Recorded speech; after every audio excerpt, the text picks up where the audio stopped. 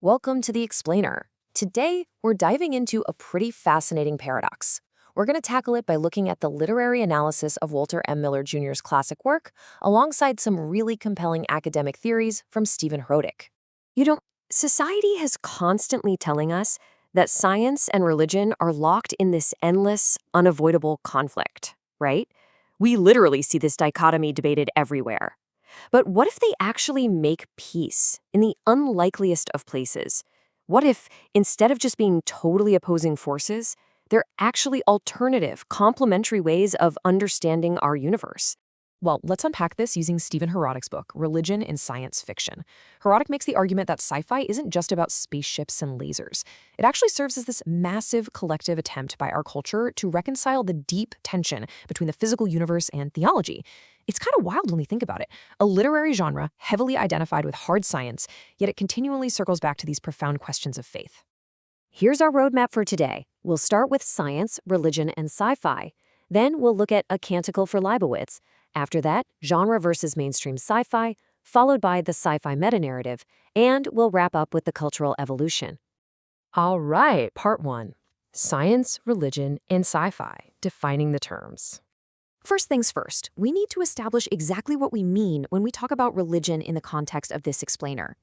The absolutely crucial point here is that we are defining religion not just as a personal philosophy or, individual morality. We're defining it as a specific, collective social system that is built upon supernatural authority.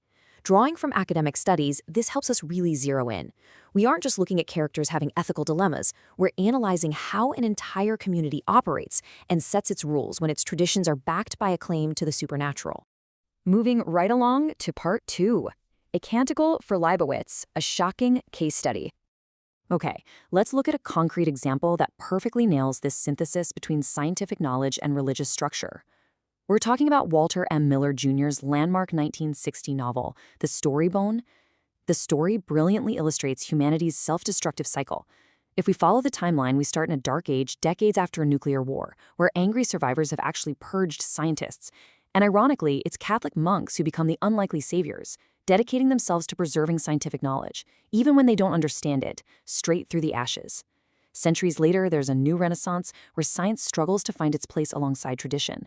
And finally, further centuries down the line, humanity hits a new Cold War right on the cusp of another apocalypse. Through it all, the Church remains the constant, shepherding human knowledge through our own self-inflicted destruction. And it's totally fascinating to realize how much of this was drawn from reality. Miller actually used his own harrowing World War II experiences, plus his intense personal search that ultimately led to his Catholic conversion, to craft this world scarred by radiation.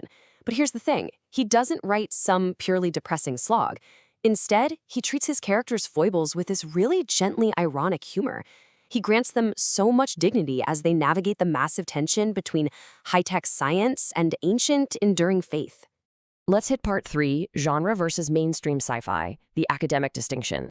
To understand how stories like Miller's actually shape broader culture, we need to zoom out to Hrodick's academic distinction between two distinctly different types of science fiction. The contrast here is a real game changer. Genre science fiction, or GSF, isn't just a bunch of similar themes, it's literally a bounded community of authors, editors, and readers actively evolving shared ideas together. They use shared shorthand and continuously build on each other's rules. This is completely unlike mainstream science fiction authors, MSF, who might write a story about the future, but they do it in isolation.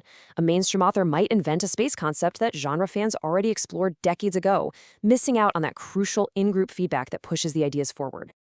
Up next, part 4, the sci-fi meta-narrative, echoes and tropes.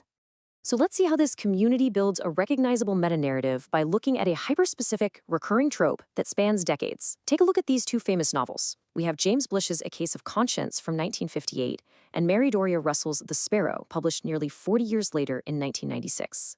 Get this, both of these books feature the exact same, highly specific framework. They both center on a Hispanic Jesuit who is also a linguist and a biologist, facing a shattering crisis of faith after encountering sentient aliens. And the craziest part? Russell hadn't even read Blish's novel before writing hers. No way, right? This perfectly highlights what's affectionately known as the Jesuit in space trope. And it totally proves Hrodick's theory. These authors aren't plagiarizing. They're actively participating in a collective creative act. They're building on established schemas within the genre community to explore what religion might look like in the future. The Jesuit character is just the perfect vessel for this, a representative of a highly doctrinal tradition who historically is also deeply drawn to scientific problems and exploration. Finally, Part 5, the cultural evolution, tracing the DNA. So where did this shared cultural DNA of science fiction originally come from, before the genre truly crystallized in the 1920s and 30s? Well, if we trace the lineage back, we find a few key ancestors who provided the raw materials. We've got Edgar Allan Poe, who acted almost like a maternal figure by establishing vital constraints and rules for genre storytelling itself. Then there's H. Rider Haggard. His novel, She, features a queen whose apparent immortality isn't magic, but actually a knowledge of nature's secrets, totally blending science with perceived magic in distant lands. And lastly, late 19th century utopias, like the works of Edward Bellamy, served as huge inspiration by blending bold technological speculation with intense societal shifts. Ultimately, all of this shows that science fiction acts as a massive, evolving mythological system. Drawing on cognitive anthropologist Stan Sperber, Heroic points out that culture acts as an epidemiology of representations. Basically, think of it like an idea virus spreading. In a good way. Ideas, rules, and representations spread like an epidemic within the sci-fi community, constantly mutating and adapting. This collective storytelling helps us reconcile competing ways of understanding the world, blending the rational and the spiritual into something entirely new. As we wrap up this explainer, I want to leave you with this to chew on. How might the next science fiction story you read, or the next sci-fi film you watch, actually be our modern society's attempt to bridge the gap between rational science and profound, ancient belief? Are we literally evolving a new collective mythology right now to make sense of our incredibly complex universe? It's a pretty fascinating thought to keep in mind the next time you gaze up at the stars. Thanks so much for joining me on this journey today.